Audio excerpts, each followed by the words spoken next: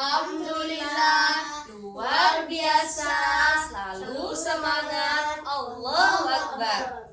Nah, anak ibu udah pada siap untuk belajar hari ini? sudah. Kalau siap, ibu mau tes semangatnya dulu nih. Kalau ibu bilang pagi, jawabnya Pagi, pagi, pagi. Bisa? Bisa kita tes? Bisa. Pagi. Pagi, pagi, pagi. Ya, mantap. Kalau sepertinya kita anak ibu udah semangat nih. Semuanya puasa, Kak? Masa. Bagus. Nah, sebelum memasuki materi kita pada hari ini, ibu mau tanya dulu nih. Sebelum anak-anak ibu berangkat sekolah, sehabis bangun tidur, anak ibu ngapain? Mandi. Apalagi? Tidur. Masih tempat tidur, gosok gigi, Pakai baju.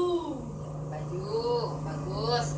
Nah, tadi kan anak ibu sudah sebutkan dua kegunaan air dalam kehidupan seperti mandi, gosok gigi. Terus apa lagi kegunaan air? Minum. Minum. Nah, apa lagi? Untuk mandi, gosok gigi, minum, mencuci pakaian, mencuci piring. Bahkan tanaman pun membutuhkan air untuk berlangsungan hidupnya. Nah, anak ibu berpikir nggak? Kan kita menggunakan air nih setiap hari, terus menggunakan air. Anak ibu tahu nggak? Air itu bisa habis atau tidak ya? Bisa. Bisa. Bisa. Air itu bisa habis ya? Bisa. Kenapa bisa habis? Apa buktinya? Kenapa bisa? Tidak tahu? Nah, jawabannya air, kan kita mandi nih setiap hari. Apakah kita pernah kekurangan air? Pernah. Pernah? Tidak. Tidak. Nah, jawabannya tidak. Seperti kita ketahui, kenapa air itu tidak bisa habis? Setiap hari kan kita mandi, selalu menggunakan air terus-menerus, tapi kita tidak pernah kekurangan air. Kenapa? Karena adanya siklus air. Siklus air itu sering kita jumpai dalam kehidupan sehari-hari kita yang disebut dengan terjadinya proses hujan. Nah, kan kita sebelum hujan, apa yang anak-anak ibu lihat? Awan menjadi mendung. Jadi gelap. Ya, awan mendung, awan gelap. Nah, kita kan sering nih lihat ke langit sebelum turun hujan, kita lihat awan. Awan itu warnanya abu-abu pekat. Nah, ini awan tersebut mula-mula kita lihat awan tuh jumlahnya kecil. Awannya berwarna abu-abu. Tapi lama-kelamaan awan itu menjadi lebih besar. Lama-lama awannya lebih besar, lama-lama membesar, dan akhirnya menurunkan titik-titik air yang disebut dengan air hujan. Nah, untuk lebih jelasnya, coba perhatikan ini. Di sini anak-anak ibu bisa lihat. Coba anak-anak ibu sebutkan, apa saja jenis air yang ada di permukaan bumi? Pertama, air laut, Sungai. air Danau. danau, Rawa. rawa, air tanah, dan Terjun. air-air lainnya. Nah, coba anak ibu perhatikan, apa sih yang dimaksud dengan siklus air? Nah, siklus air ini adalah proses terjadinya air yang turun dari atmosfer ke permukaan bumi dan berlangsung secara terus-menerus.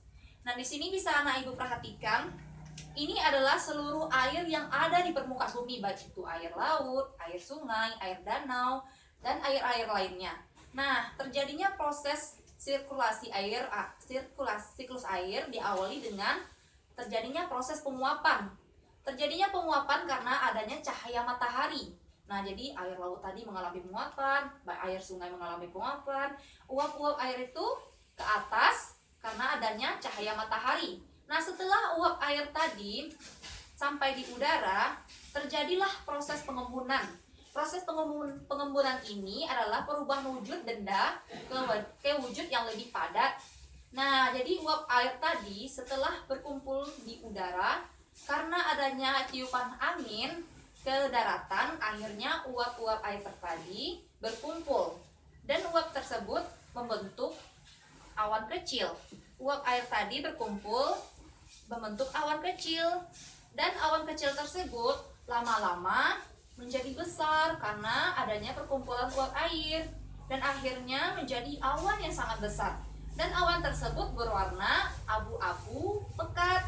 Dan lama-kelamaan awan tersebut menurunkan titik-titik air yang disebut dengan air hujan. Dan proses peristiwa ini disebut dengan presipitasi.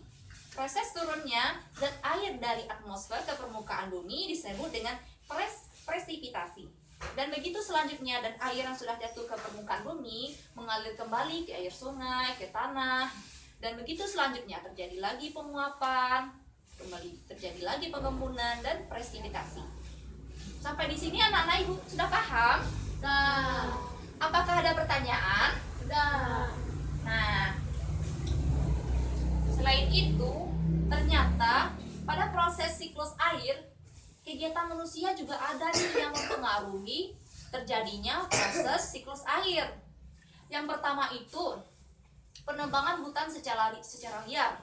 Nah, akibatnya apa?